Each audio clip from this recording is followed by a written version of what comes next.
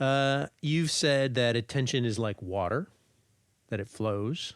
I believe you've also said that what you do is actually like surfing people's attention.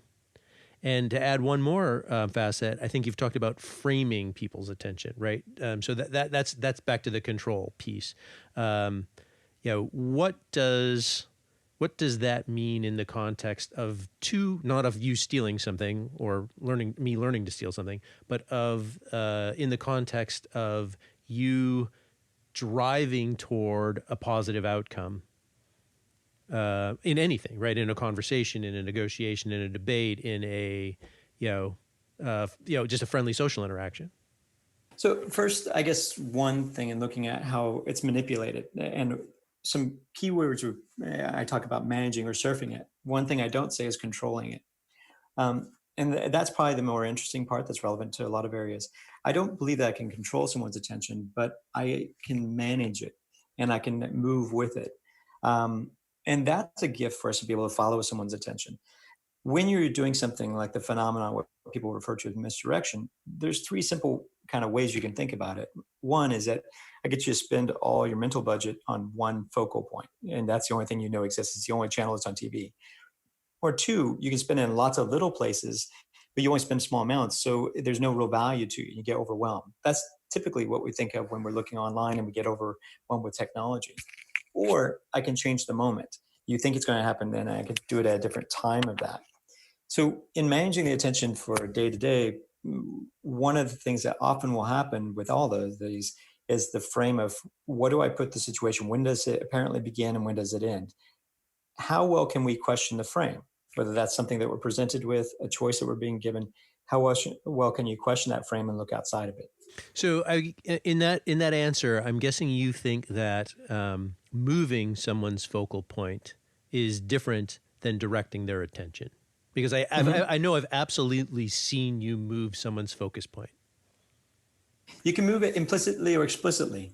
Explicitly, if I move it, it may not be as sticky. If I do something to make their body turn, if they do it themselves, if they make the choice, they think it's their choice to look in a certain place.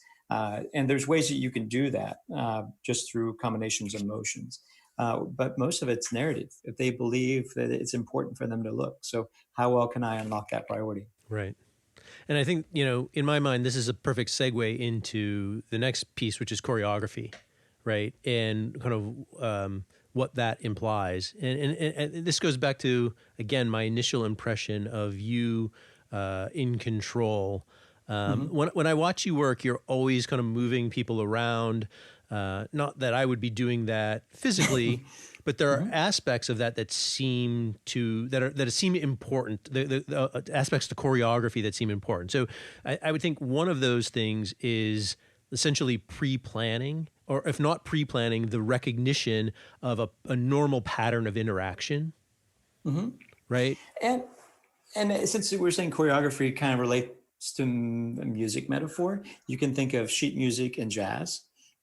So between that, being able to plan, but also adapt. Sometimes people stick too hard to their plan when the reality shifts. So in that, when I'm choreographing, my style is less like a dance, but more like sparring in a martial art, and that's directly responsive to someone else. And I study martial arts. I've studied a lot of my moves come from half circles and certain motions that draw people's attention in Aikido and things like that. But it really becomes something in a social interaction that I think is very useful to us if somebody's talking too closely to you and they're very much inside your space. Just being able to turn and look sideways, shoulder to shoulder with them as you share a common view can help validate them, but still keep them close and give you space too. Well, I mean, to me, the other thing associated with that is, and this gets back to moving someone's eyes, again, metaphorically, you have the opportunity to obscure the senses.